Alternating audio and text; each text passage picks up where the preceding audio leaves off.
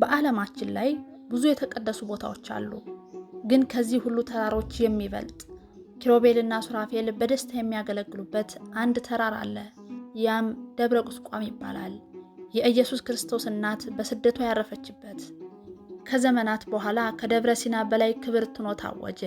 እንዴት? ለምን? ይህን የጥበብ ምስጢር አብረን እናያለን። ለቻናላችን አዲስ ከሆናችሁ ላይክ፣ ሼር፣ ሰብስክራይብ ማድረግን አትርሱ። ደብረ ቁስቋም በደቡብ ግብጽ የሚገኝ ተራራ ነው።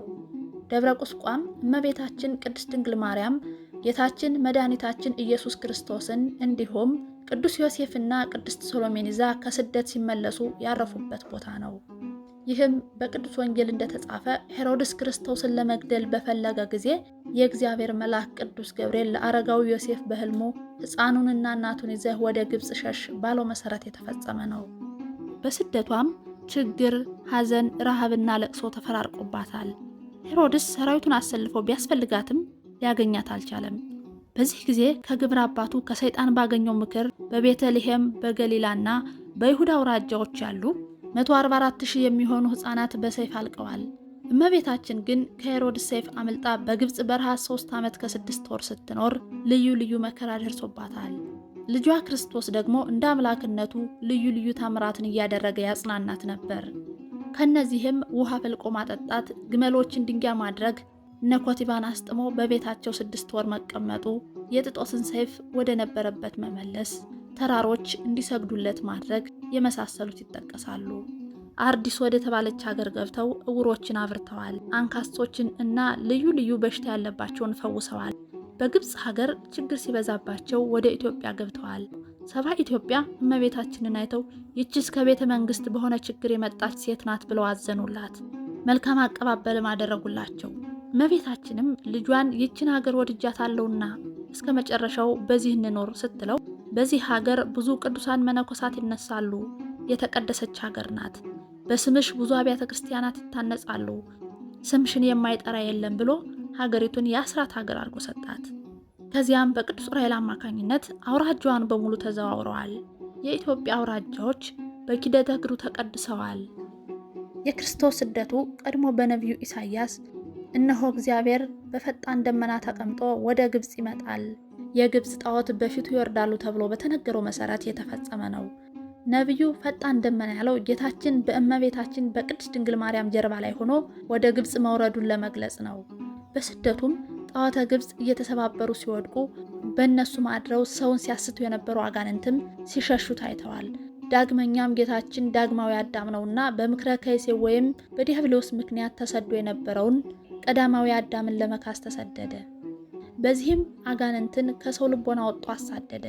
እመቤታችንም ልጇን ይዛ ከስደት ስትመለስ ያረፈችበትን ተራራ ደብረ ቁስቋምን ባረከችው፣ ቀደሰችውም። ይህ ተራራ የተቀደሰ ተራራ ስለመሆኑ የእስክንድሪያው ሊቀ ጳጳስ ቅዱስ አፍሌጎስ በድርሳነ ማርያም እንዲህ አለ። ይህም ከሀገሮች ሁሉ ተራሮች የሚበልጥ የተለየ ከፍ ከፍ ያለ ተራራ ነው። በውስጡ ቅዱስ እግዚአብሔር ያድራል። ይህን ተራራ የእግዚአብሔር ልጅ ወዶታል፣ አክብሮታል። ከዓለም ሀገሮች ሁሉ ከተቀደሰች እናቱ ጋር አድሮባታል። ከመላእክት ቤት ያድር ዘንድ አልወደደም፣ ቢታንያንም አልመረጠም። ከተራራ ላይ ባለች ገዳም ቤት ውስጥ አደረ እንጂ።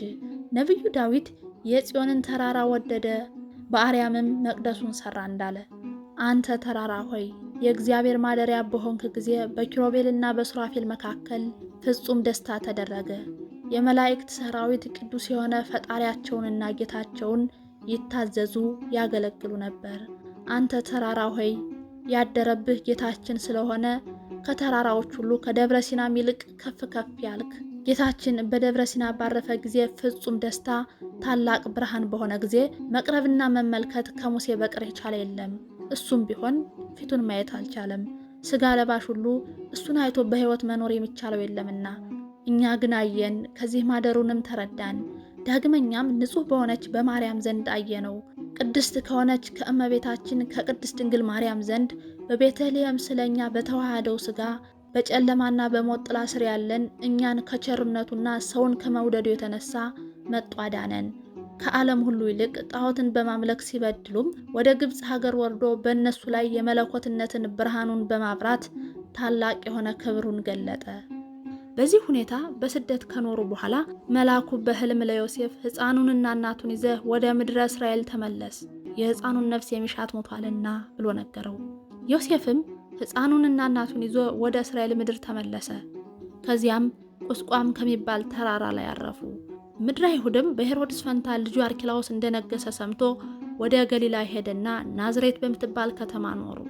ኅዳር 6 ቀን የሚነበበው የመጽሐፈ ስንክሳር ክፍል ጌታችን መድኃኒታችን ኢየሱስ ክርስቶስ ዳግመኛም በኋላ ዘመን ሐዋርያትን በደብረ ቁስቋም ሰብስቦ ታቦትና ቤተ ክርስቲያኑን አክብሮ የቁርባን መስዋዕትን ሰርቶ ቅዱስ ሥጋውን ክቡር ደሙን እንደሰጣቸው እኛንም ለዚህ ክብር የበቃን እንሆን ዘንድ የእግዚአብሔር አምላክ ቅዱስ ፈቃዱ ይሁንልን። አሜን።